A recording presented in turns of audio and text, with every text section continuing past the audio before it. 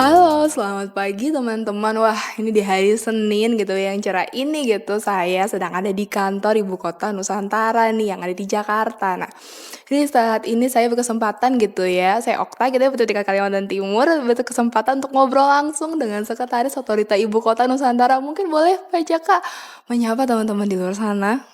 Halo, selamat pagi semua teman-teman. Saya Ahmad Jaka Santos Adiwijaya, Sekretaris Otorita Ibu Kota Nusantara.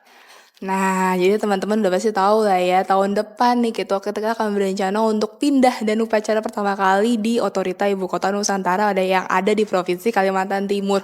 Mungkin boleh gitu ya Pak, kita ngobrol-ngobrol gitu ya tentang sudah sejauh mana nih pembangunan Otorita Ibu Kota Nusantara gitu. Baik, terima kasih. Mungkin saya luruskan sedikit ya, yang kita pindah itu ibu kotanya. Oh ya, oke. Nah, kalau Otorita Ibu Kota Nusantara sendiri adalah lembaga atau institusi yang nantinya diberi tugas menjadi pemerintahan daerah khusus Ibu Kota Nusantara. Saat ini kami masih dalam fase mulai dari persiapan pembangunan, lalu nanti pemindahan, ya pemindahan ibu kota, berikut dengan pemindahan ASN dan TNI Polri yang bertugas di ibu kota juga, kemudian baru memasuki fase pemerintahan daerah khusus ya di fase yang keempatnya.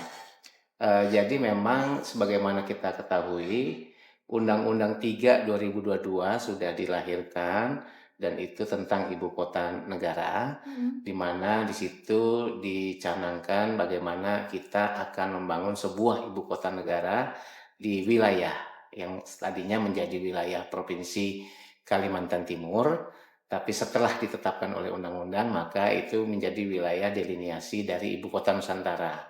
Dan yang menjadi nama dari ibu kota itu sendiri adalah Nusantara. Jadi letak yang di Kalimantan Timur ini berada di antara Balikpapan dan Samarinda. Gitu ya, di antara Balikpapan dan Samarinda dengan luasan kurang lebih 256.000 hektar untuk wilayah darat dan sekitar 68.000 hektar wilayah lautnya. Nah, ini artinya cukup besar. 256.000 hektar sendiri itu adalah hampir 4 kali Jakarta ya, 4 kali DKI Jakarta, dengan catatan yang boleh dibangun menjadi daerah urban development itu hanya 25%. Selebihnya 65% harus menjadi kawasan hutan tropis dan 10%-nya kawasan hijau yaitu food estate dan mungkin taman-taman ya. Jadi jangan khawatir bahwa kita itu tidak akan merusak lingkungan. Tapi justru Ibu Kota Nusantara ini bertugas membangun kembali kejayaan hutan tropis karena sebagian wilayah 65% itu saat ini memang ada yang sudah dalam kondisi kurang baik ya, mungkin ada bekas kebakaran hutan, lalu bekas kegiatan ekonomi lainnya. Nah, itu yang akan dipulihkan menjadi kawasan hutan tropis kembali secara 65% dan selebihnya yang 10% itu kawasan hijau. Jadi kita harus yakin bahwa membangun ibu kota negara ini justru kita menunjukkan kepedulian bangsa Indonesia terhadap uh, aspek ancaman climate change ya, perubahan iklim dunia, di mana kita harus menyumbangkan perbaikan lingkungan di situ. Tuh teman-teman, jadi ibu kota yang baru ini gitu, kembali lagi ya Pak, 65%-nya tuh lahan hijau loh gitu, jadi Iya, hutan 20 tropis. ton tropis gitu. Jadi kalau buat kalian yang saat ini lagi batuk-batuk mungkin karena polusi gitu di sana tuh ya, aduh, kayaknya rasanya seger banget nih gitu untuk menghirup udara. Nah, mungkin lahir pesan-pesan gitu ya kepada anak muda gitu untuk ayo dong gitu kita berkunjung atau mungkin pindah dan tinggal di ibu kota Nusantara itu boleh Pak? Baik, sebetulnya kalau pesan buat anak muda itu ibaratkan gini ya, apa yang kita bangun hari ini tentunya akan menjadi warisan yang harus bisa menjadi warisan yang baik bagi generasi berikutnya. Nah, karena kita membangun ibu kota negara, tentunya diharapkan nanti yang menjadi penghuni yang sekarang masih anak-anak muda nih. Ya kan, karena 23 tahun ke depan ketika saat Indonesia emas itu diraih di tahun 2045, 100 tahun Indonesia merdeka, tentunya yang sekarang di usia-usia 20-an itu sudah memasuki usia matang ya, sekitar 40-an, di mana para pemimpin-pemimpin bangsa ini pastinya juga akan lahir pada generasi itu.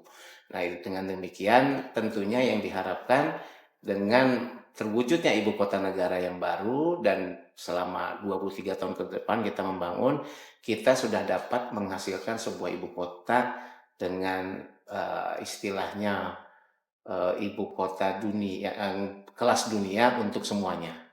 Nah, itu artinya apa? Kita bisa membanggakan diri untuk mempunyai sebuah ibu kota yang dengan semangat livable dan lovable city, juga dia punya tagline adalah Smart Forest City, artinya ibu kotanya itu harus cerdas, harus berkelanjutan juga, ya artinya hijau, berkelanjutan, cerdas, dan nantinya bisa menjadi kebanggaan bangsa Indonesia.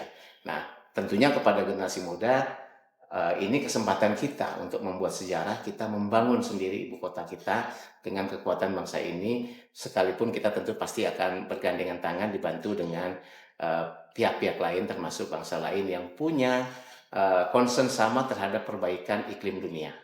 Demikian.